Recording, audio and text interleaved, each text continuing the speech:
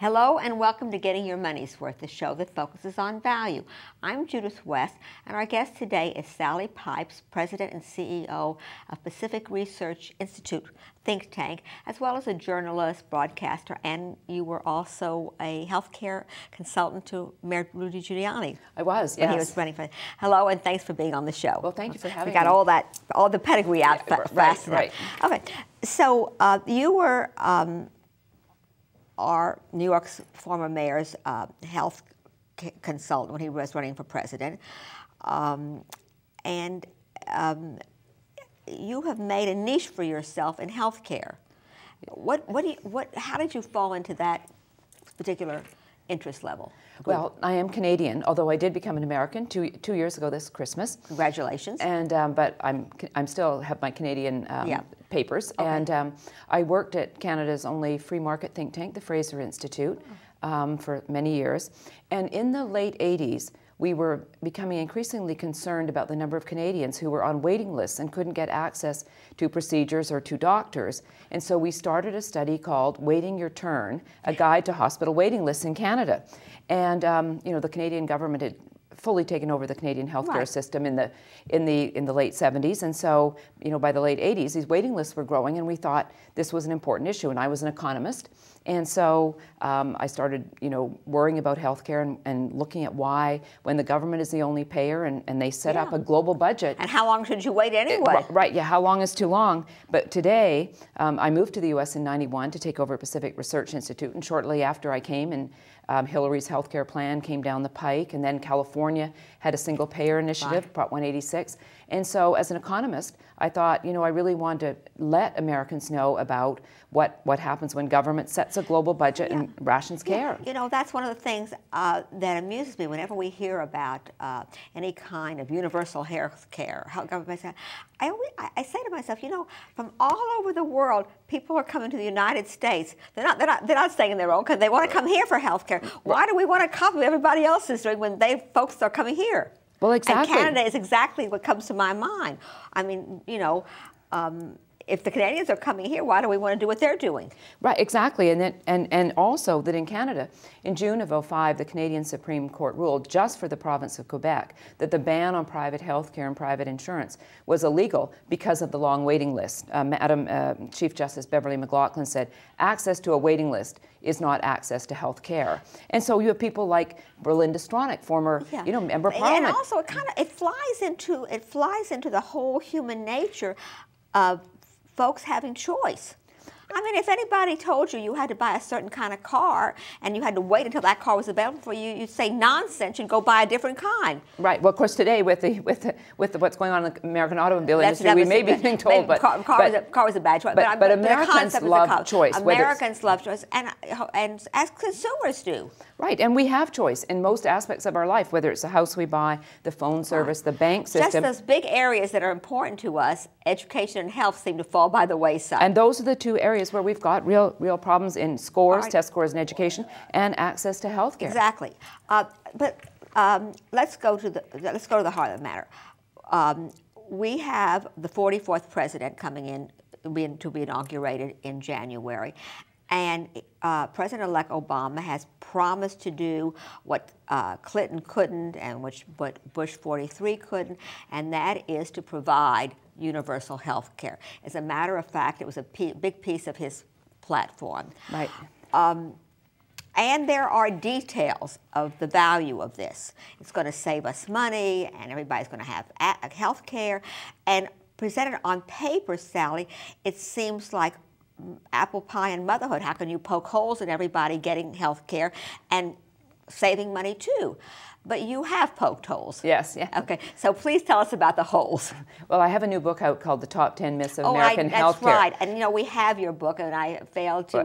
No, that's fine, but it sort of bursts a number of the bubbles that we're hearing. But Mr. Obama, healthcare was one of the top issues on his agenda during the campaign, and it moved down to about number 3 because we had financial issues. Right, and that's another. That's a whole other issue. That's another whole issue. But the thing is that he has said that he wants to bring universal coverage to America. Now, many countries, Canada included, has universal coverage in that the government provides health care for everybody, but Canadians don't have universal access. So how do you achieve universal coverage? And, you know, Hillary Clinton said, you know, she had an individual and employer mandate. Mr. Obama is building his system, which originally, remember, he said would cost the Americans about $65 billion. Well, what I do remember is it was supposed to reduce annually about $2,500 every family's health insurance costs. But it won't, and I can tell you when he said $65 billion, the analysts now say this plan is going to cost us about $135 billion, $140 billion a year, and has anyone ever seen a government program that costs what a politician? So it's going to be very expensive. He's trying to build up the employer side of healthcare with a pay or play, so that if employer doesn't provide insurance, they're going to have to pay into the payroll tax. Let's go to the in a country such as the United States, it's hard to accept that there are people who can't get health care. Right. So, and I would say that just about anybody on either side of the aisle is not happy with the way health care is being handled in this country now. Right. No, that's, yes. So that's kind of a given almost. So where does it lie between government run and there are very few examples of anything the government runs that they do efficiently, both in productivity and in cost, and what we have today. Right. Well, there are two competing visions for healthcare reform. One, which would be expanding the role of government with taxes, mandates, and subsidies. The other is empowering consumers and doctors and putting them back in charge of their healthcare and innovation and free markets. So I'm a supporter of consumer-driven healthcare, empowering consumers and doctors. Today in America, about 52% of our healthcare system is in the hands of government right now, whether it's Medicare, Medicaid, the program for the low-income people, state children's health insurance, the VA system. So people like Obama and Hillary Clinton want to increase the role of government because Obama's plan is beefing up the employer side, a national insurance exchange which would have a government insurance plan in it. Let's go to the market-driven, the consumer side, because after all, we are a capitalist country, and we are a country where we like to have our choices, and we like to do things our way, not be told how to do them. That's the American spirit. But the market-driven alone is not working. It hasn't. I mean, there's abuse upon abuse of excess charges, of inability of access of its own. And then, after all, we do have to deal with folks who can't afford it. Right. So what solution is there to make the market-driven strong enough so that it can survive? Right. Well, we do have one aspect of consumer-driven care, which is health savings accounts, which were part of the Medicare Modernization Act back in 2003, and they've been doing extremely well. But we need to make is that alive and well? Oh, it is, and we have about 6 million Americans. I don't think people know that there's such a thing that have health savings accounts where they can save their money tax-free and combine that with a high deductible insurance plan. 6 million Americans have this, and it's doing very well. But I fear that with the Obama administration and with mandates, guaranteed issue and community rating, which are part of his agenda, it's going to eliminate that consumer-driven side. That health savings accounts, I thought, had died, so people can just open up like any other IRA account or anything. Right. With a major bank or an investment company. You know, one of the things about this market-driven and consumer-driven that is important, that's been eroding, is the fact that people used to care about how much their health care costs. Right. They cared. They looked at the statements and they watched to see if now there's very little oversight of what the costs are, and as a result, I think that whole equation is out of balance. Right. Well, of course, I mean, people basically don't. I mean, people who get their health care through the government, through Medicare, Medicaid, they don't know. And so, when it's just like what happened in Canada, when people think health care is free or it's very cheap, even people who get their insurance through their employer, they use a lot more of it because they think it's only what the copay is, or they don't know what it costs. So if we put consumers back in charge of their health care, so people know what they're paying for their health care and what kind of plan they would like. I would say, we have about 1,900 mandates on health insurance companies in this country today.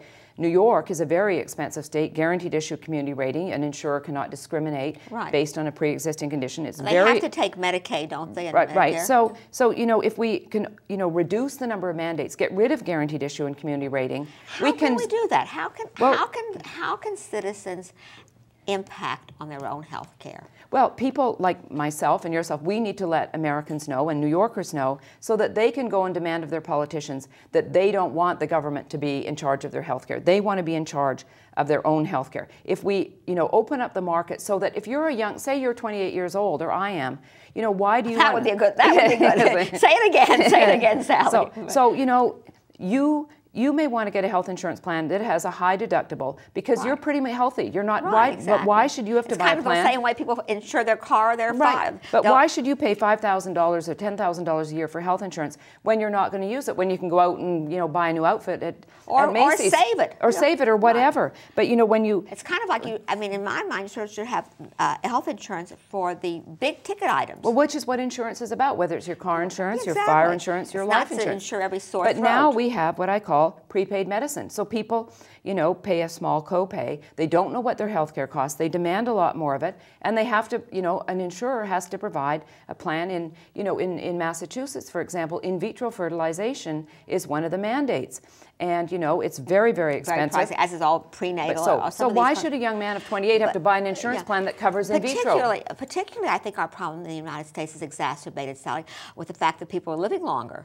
Well, it must be, people live way past 65 now. People live in the 80s and 90s, and that must be a very expensive piece of the democracy to take care of. Right. Well, when they set up, the Social Security system and Medicare, people were dying at age 64. Yeah. Now the average lifespan in this country is 79, 80, and people are living longer. Now, most of your health expenditures are in the last couple of years of your life, but people go onto Medicare in this country at age 65. Why should a healthy 65-year-old not be able to have their own health insurance and plan and take that pressure off the state? Because last year, Medicare cost the American people $440 billion, which is way more than it was ever expected to cost. Right. Frankly, if I was given the choice, I'd rather not give it to Medicare and save it for myself. Right. And decide how I was going to use it when I need it. Right. So Medicare and Medicaid, very expensive programs, and people should be able to decide. Now, for people who are low income and don't have... We do have to do something. We have to do something and definitely take care of them.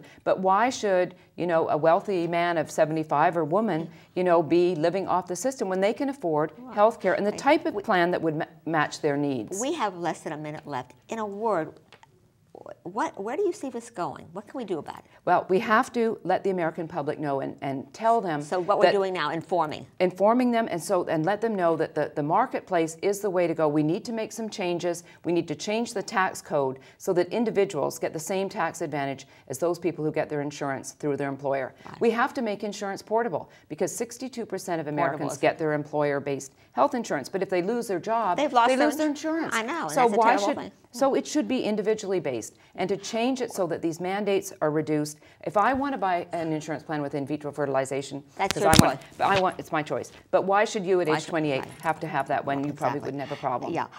Well, the one thing I can say is that no one is happy about this economic crisis. I think that our country's attention is going to be so diverted. There's not going to be enough time or money. We haven't even talked about the money of all this. I know. Where would that come from? Right. It's going to come from taxpayers because government doesn't have money. Exactly. It's going to come from just where it always comes from. The tax. We're going to pay for it one way or the other. Right. Anyway, thanks for being on this show. I appreciate very much your helping to bring this to the attention of Getting Your Money's Worth viewers. Thank you. Thanks it's a pleasure to be on. Right. You're watching Getting Your Money's Worth. I'm Judith West. Thanks for watching.